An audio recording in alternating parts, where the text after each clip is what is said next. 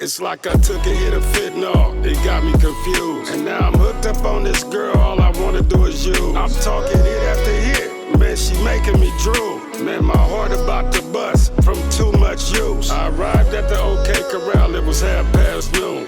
Made my way across the street to the saloon. I remember the first time I seen her, she was across the room. And I walked over to her like I was a boss in the room. I mean, she wasn't no Cinderella, but she could please a fella. I brought her up to the stage and started rapping a cappella. I told her turn around, I like she do what I tell her. I like to sniff her neck, man, I love it when I smell her. She that alcohol in the bottle, she the dope in the needle. She the powder in the table, sometimes she could get evil. She got that good, and I know how to treat her. From dusk to dawn, she gon' come when I eat her. She be my dope sack, I be the dope fiend. She got me numb on that body like that codeine.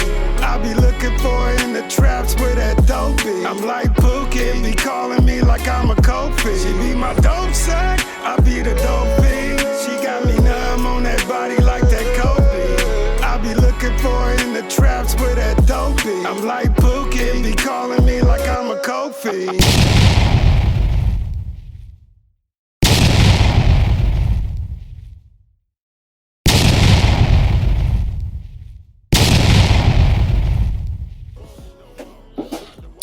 What's going on? What's going on out there, man? It's your boy GP the Beast, man. The country beast. You know what I'm saying? You know I'm doing the country music now. But you know, I'm doing a lot of things, man, to uplift my life. And I'm trying to take it to another level and level up. Since I've been out 14 months. 14 months. I accumulated the dog grooming business. You know, I accumulated the YouTube channel. I'm selling my books. You know, I got some on audio. I got 33, 34 books on Amazon right now. But you know, I'm doing all these things. You know what I mean? Because I'm changing my life.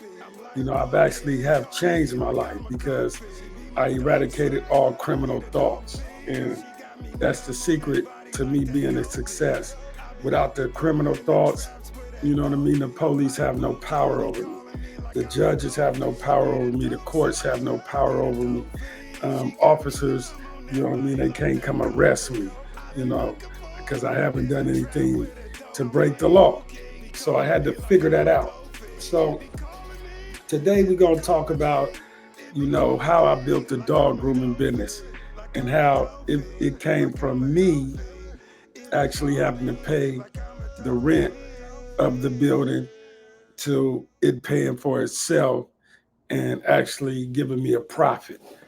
Last month, it netted $4,543.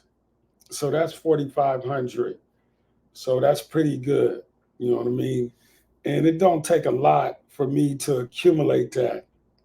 See, because if I make $200 a day, I'm open every day. If I make $200 a day, that's $6,000 a month. So if I make $100, you know, a day, that's 3,000 a month. If I make 150, that's 4,500. So pretty much I'm averaging 150 a day, and 150 a day could be one dog because I charge small dogs 75, medium dogs 90, big dogs 150. You know, usually two small dogs net me that 150 that I'll be looking for, or that one big dog and a small dog, and I have a good day that day. You know what I mean? Because I'll be done made 225. But anyway, why did I get into the dog grooming business? Everybody always seem to ask me that question. And it's like, you know, when y'all been here, see, I've been in jail, I've been incarcerated. So it's like when you grow up in a household with your family, your brothers and sisters, your siblings, you know, you gradually see them grow. So it don't be amazing, it don't be a shock to you. But when they take you away and you leave, you know, you leave them at 10 years old and you come back when they're 20 years old, then it's a shock because, wow, man, you big. Oh, man, you got a mustache, you got a beard. What you doing, working out? You know, basically it's a big difference. So that's how it was with me with the dog grooming business. it was a huge difference. The difference was when I left, you know, a few people had dogs. They used to have them in the backyard. They'd be on a chain. All the dogs was mean. It was like watch them. The dogs was there for protection. Beware a dog. Signs on the gates. Everything. The dog was considered, the beast of the streets. He was the protector of his master. In the home that he lived in. So that was the mindset. Even me, I had a dog. I had to train him to be, vicious, attack, watching, sicking. You know what I'm talking about? Now, but when I came home, it wasn't like that no more. I didn't see them kind of dogs. I didn't see the mean dog. Every dog was approachable. Every dog could be pet. You know what I'm talking about? And everybody had a dog. And what I'm saying, the women that I was trying to get at, you know what I'm saying, in order to build a relationship or meet somebody, they all had dogs. And they was not communicating with me. But it was a shock to me, like, damn, everybody got dogs. I was like, did the dog replace the man? You know what I mean? So I was confused. So anyway, when I was in prison, everybody used to talk about they was in the dog business, but they was, it was with the Frenchies. They was having dogs mate, you know what I mean? And they was selling the boys and they was selling the girls, and they was making money like that. Because, Frenchies was big on the market at the time. Lady Gaga had got robbed for some Frenchies, so everybody wanted the Frenchies. You know what I mean? But when I looked into that type of business, it was too much going on. You had to neuter them, you had to bathe them, they stink, they be farting, you know what I mean? And it was a lot going on. You had to make sure they stayed healthy, and then you had to sell them. I really wasn't into all that. I do love dogs, you know what I mean? And I had a little bit of money left. I had a little bit of money left over, and I actually came home with like 20, almost $25,000 from, selling books in prison, and I created uh, uh, a sex sounds in there, and my mother had passed away, and she had left me some money, so I ended up coming home with like 25,000, and I didn't have no income. Yeah, so I started, I took my money and I started figuring out what I was gonna do. At first, I was thinking on day doggy daycare, where you keep the dog. I was thinking, okay, it don't take too much experience with that. I'm a dog lover. I could do that. All I got to do is pretty much create a space. So I did that. I created a space, but the daycare wasn't going too good. It was moving slow. So, they kept asking me, what about grooming? Do you do grooming? And I didn't know how to do no grooming. You know what I mean? So I'm like, okay, well, maybe I need to start doing some grooming. So I tried to hire some groomers, and the groomers would come, but I didn't really have no traffic. So the groomers wasn't going to sit around. So they was like, well, just call me when you need me, and this is what you do. Ask what kind of dog it is, what the size is, and then that way I know what it is, and then you call me, and then I come. And I tried that, but it didn't work. Every groomer was shutting me down. They was busy at the time. They might have got sick, fell down, broke their head. The next day the kid broke their nose. The next day the husband beat him up. You know what I mean? It was too much. And I said, only way this gonna work is I gotta learn how to become a dog groomer myself. And so, I started looking at YouTube, and then I started looking up the classes you can take, and I got myself involved.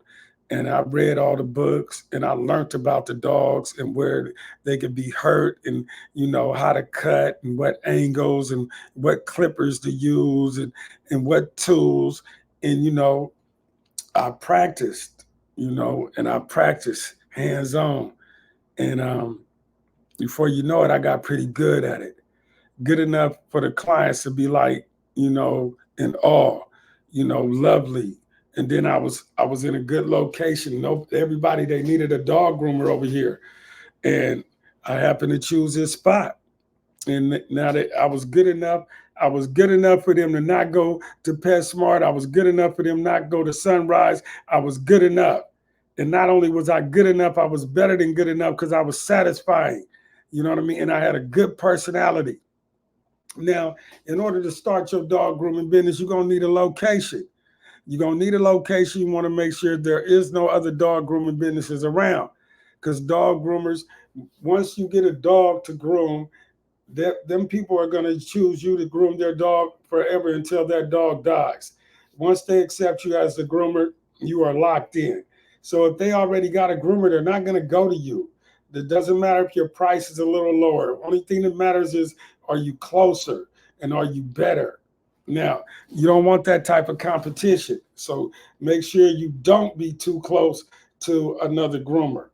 Now, you also want to invest in a tub. You want to invest in the bathtub for the dogs to be washed at. You want to get the bigger tub. It's not too much money. It might be about, I can't recall right now, it might be from $1,500 to or $1,000 to $2,000 for the big one. And you're going to want some good tables. You want tables that's going to hold dogs, tables that's sturdy for little dogs as well as big dogs. If you're going to be doing big dogs, you want to get big tables, at least one huge big table, one that goes low, that's hydraulic. You can put the dog on it, you can lift him up, but it's sturdy. The big dog will be comfortable on the big table. He won't be comfortable on the small table. So you want to make sure you get your tools, your cutting tools, Avis clippers. You want to make sure you get your shears, your cutting scissors, everything you need, your knife, your shredders, you everything you need, all your tools. You're gonna need all the tools in order to give the dog the perfect haircut, the right haircut. You're gonna need your vacuum. You're gonna need your dryer. You're gonna need your broom. You're gonna need dog cages. You're going to need dog cages to store your dogs in when you're done or when they're not, when it's not time for them yet. You're going to need to make sure that you have everything that you need to groom your dog to its perfect, to its right perfection. You're going to need towels. You're going to need the shampoos. You're going to need the flea shampoos. You're going to need all the cleaning supplies. You're going to need guards. Basically, this stuff is not hard to get, and it doesn't take a lot. If you have the space, like I said, the bathtub, $1,000 to $2,000. The other little tables, 200, 300. You know what I mean? Not that much. You don't need that much. Your scissors and stuff like that, 110. You want to get quality material, $100, $80, $90. Your uh your clippers, 115, 130. You know, you want to make sure you get the right ones. But overall, $20,000. Remember, I only had 25. I believe, I made some mistakes. I built, tore stuff down, rebuilt. I overbought stuff. You know what I mean? You're gonna need mirrors. You're gonna need chairs. You're gonna need phone system. You're gonna need the square hookup. You're gonna need your financial institution where people use their credit cards. You're gonna need all those things. You're gonna need cameras. You're gonna be able to make all. You got all your safety issues. You're gonna need a license. You're going to need insurance. You know what I mean? You're going to need all these things.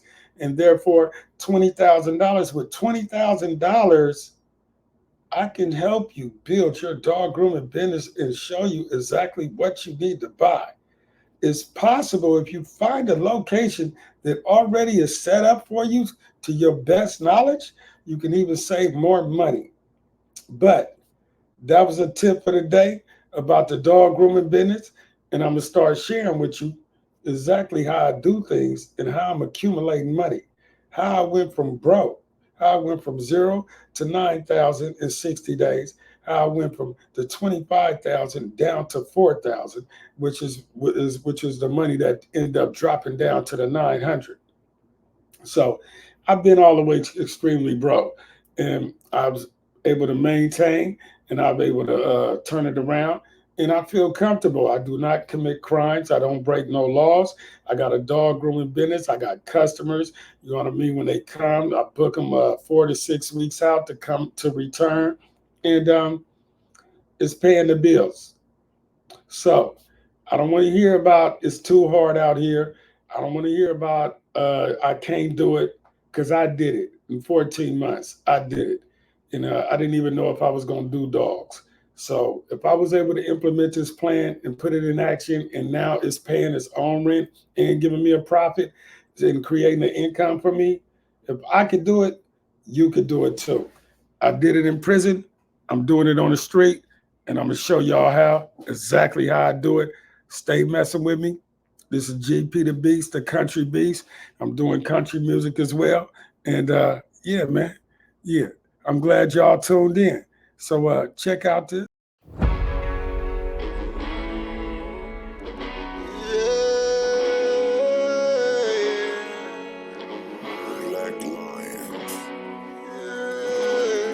It's like I took a hit of fentanyl, it got me confused. And now I'm hooked up on this girl, all I wanna do is use. I'm talking hit after hit, man, she making me drool. Man, my heart about to bust from too much use. I arrived at the OK Corral, it was noon. Made my way across the street to the saloon. I remember the first time I seen her, she was across the room. And I walked over to her like I was a boss in the room. I mean, she wasn't no Cinderella, but she could please a fella. I brought her up to the stage and started rapping a cappella. I told her turn around, I like she do what I tell her. I like to sniff her neck, man, I love it when I smell her. She that alcohol in the bottle, she the dope in the needle.